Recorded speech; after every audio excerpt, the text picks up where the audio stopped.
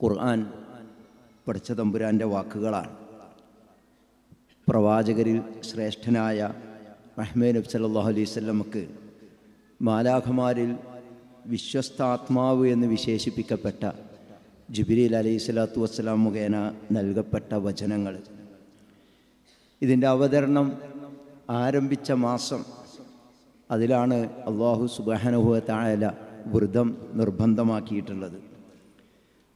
ഇത് അവതരിച്ച ആദ്യത്തെ രാത്രി അത് അനുഗ്രഹീത രാത്രിയാണ്, 1000 മാസത്തേക്കാൾ ശ്രേഷ്ഠതയുള്ള രാത്രിയാണ്.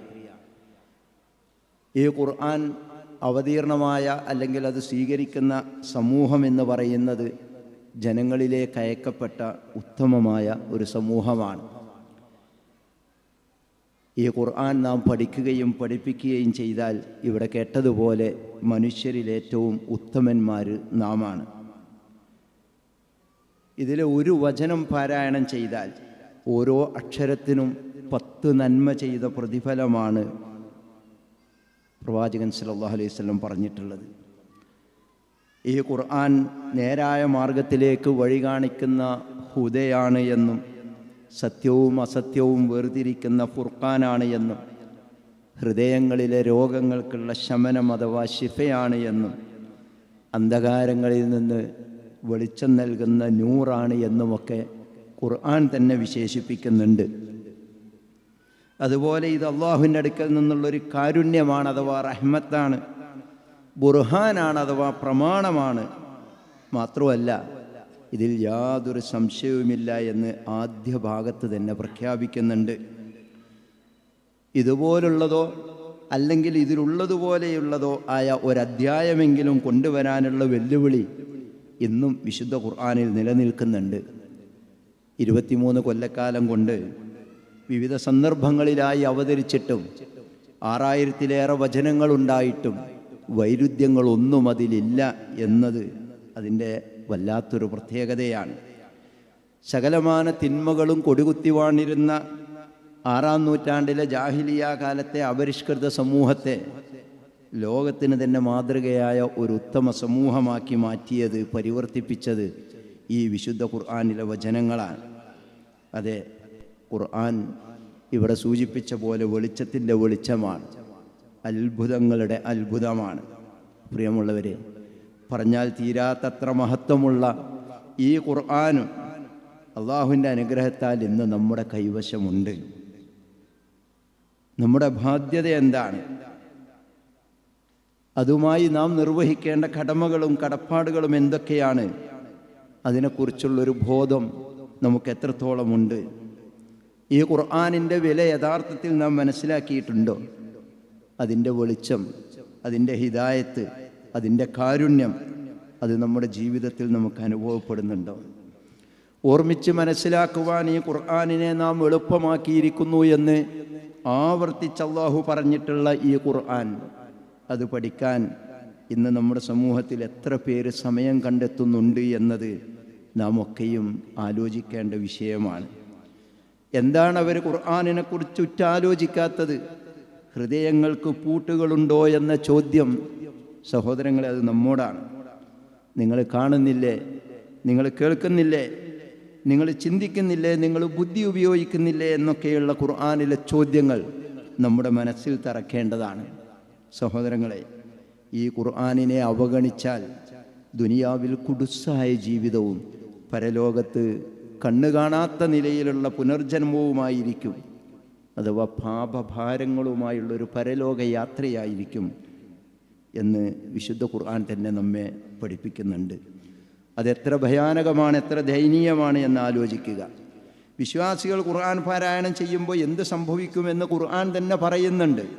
സൂറത്ത് സുമറിൽ അല്ലാഹു പറയുന്നുണ്ട്, തങ്ങളുടെ രക്ഷിതാവിനെ ഭയപ്പെടുന്നവരുടെ തൊലികൾ അത് മുഖേന രോമാഞ്ചമണിയുകയും പിന്നീട് അത് അവരുടെ ഹൃദയങ്ങളും തൊലികളും അള്ളാഹുവിൻ്റെ സ്മരണയിലേക്ക് മയപ്പെട്ടു വരികയും ചെയ്യും, അതിന് കാരണമാകുമെന്നാണ്. നാമും അള്ളാഹുവിനെ ഭയപ്പെടുന്നുണ്ട്, നാമും ഖുർആൻ പാരായണം ചെയ്യുന്നുണ്ട്. പക്ഷെ ഖുർആൻ പറഞ്ഞ ഈ ഒരവസ്ഥ എനിക്കും നിങ്ങൾക്കും ഉണ്ടാകുന്നുണ്ടോ എന്നുകൂടി നാം ആലോചിക്കണം. നാവ് കൊണ്ട് ഖുർആൻ ഓതുമ്പോൾ നമ്മുടെ ഹൃദയം എവിടെയാണ് എന്നൊരു ചോദ്യമുണ്ട്.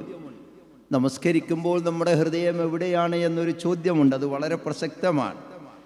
നോക്കൂ, റസൂൽ തിരുമേനി സല്ലല്ലാഹു അലൈഹി വസല്ലം തന്നെ വിശുദ്ധ ഖുർആനിലെ വചനങ്ങൾ കേട്ടപ്പോൾ കരഞ്ഞു പോയ സംഭവം നമ്മൾ പല ആവർത്തി കേട്ടിട്ടുണ്ട്. മഹാനായ ഉമർ ബിനുൽ ഖത്താബ് റളിയല്ലാഹു അൻഹുവിൻ്റെ മാനസാന്തരം നാം പല ആവർത്തി കേട്ടിട്ടുണ്ട്. ഈ വചനങ്ങളൊക്കെയും ഇന്നും വിശുദ്ധ ഖുർആനിലുണ്ട്. ഡോക്ടർ ഗാരി മില്ലറെ പോലെ ഖുർആനിലെ യുക്തിയും ആത്മവിശ്വാസവും കണ്ട് ഇസ്ലാമിലെത്തിയ ആധുനിക ശാസ്ത്രജ്ഞരുടെ അനുഭവങ്ങൾ നമ്മുടെ മുന്നിലുണ്ട്. എന്നിട്ടും എന്തേ നമുക്കിതൊന്നും അനുഭവപ്പെടാത്തത് എന്നാലോചിച്ചിട്ടുണ്ടോ? പെടണം. ഹഖ്ഖ തിലാവത്തിഹി എന്നൊരു പ്രയോഗമുണ്ട്. പാരായണ നിയമങ്ങൾ പാലിച്ചും പെറുക്കിയെടുക്കേണ്ടതെല്ലാം കണ്ടെത്തിയും നാവും ഹൃദയവും ഒന്നിച്ചുള്ളൊരു വായനയാണ് റമദാനിൽ നാം നടത്തേണ്ടത്. അല്ലാത്തപ്പോഴും അത് വിശ്വാസിയുടെ ഹൃദയത്തിൽ ആത്മീയമായ മഴയായി വർഷിക്കണം. അവർ കരഞ്ഞുകൊണ്ട് സുജൂദിൽ വീണം. ഭക്ഷണം ഒഴിവാക്കി നോമ്പനുഷ്ഠിക്കുന്ന നമുക്ക് ആരാധനകളും ദാനധർമ്മങ്ങളും നിർവഹിക്കുവാനുള്ള ഊർജം ലഭിക്കേണ്ടത് വിശുദ്ധ ഖുർആനിൽ നിന്നാണ്. ചീത്ത വാക്കുകളും ചീത്ത പ്രവർത്തനങ്ങളും ഉപേക്ഷിക്കുവാനും ഖുർആനുമായി മകളുടെയും ആൾ രൂപമായി നമ്മൾ മാറിപ്പോകും.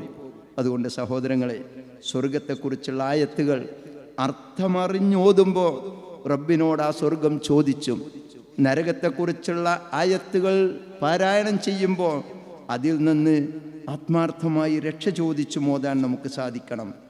നേരത്തെ പറഞ്ഞതുപോലെ അതിന് നാവോതുമ്പോൾ നമ്മുടെ ഹൃദയവും. ഞാൻ അവസാനിപ്പിക്കുകയാണ്. ഈ പറഞ്ഞതിനെല്ലാം നമ്മെ സഹായിക്കുന്ന വല്ലാത്തൊരു പഠന പദ്ധതിയാണ് വെളിച്ചം അന്താരാഷ്ട്ര ഖുർആൻ പഠന പദ്ധതി. കൂടുതൽ ഞാൻ വിശദീകരിക്കുന്നില്ല. അതിൻ്റെ പഠിതാക്കളാണ് എൻ്റെ മുമ്പിലിരിക്കുന്ന മഹാഭൂരിഭാഗം ആളുകളും. ഏതാനും ഘട്ടങ്ങൾ കൂടിയേ ഇനി നമുക്കതിൽ ബാക്കിയുള്ളൂ. കാണാതെ പഠിക്കാതെ വീട്ടിലിരുന്ന് തന്നെ ഉത്തരം എഴുതാവുന്ന ഈ പരീക്ഷ കേവലം 100% മാർക്ക് നേടാനുള്ളതല്ല. ഒരു മാർക്ക് നഷ്ടപ്പെടുന്നതിലല്ല നാം സങ്കടപ്പെടേണ്ടത്. അതിന് ചോദ്യം ഉണ്ടാക്കിയ ആളെ മനസ്സിൽ ശപിക്കുകയല്ല വേണ്ടത്. മറിച്ച് ഇതേവരെ ഇത് പഠിക്കാൻ പറ്റാതെ പോയതിൽ, നമ്മുടെ കുടുംബത്തിന് ഈ വെളിച്ചം കിട്ടാതെ പോകുന്നതിൽ, അതിലാണ് നാം സങ്കടപ്പെടേണ്ടത്. പ്രിയമുള്ളവരെ, ദുനിയാവിൽ നമ്മുടെ സൃഷ്ടാവായ അല്ലാഹുവിൻ്റെ കാരുണ്യം ലഭിക്കാനും നാളെ പരലോകത്തവൻ്റെ അനുഗ്രഹീതമായ സ്വർഗം ലഭിക്കാനുമുള്ള ഉത്തമമായൊരു പ്രവർത്തനം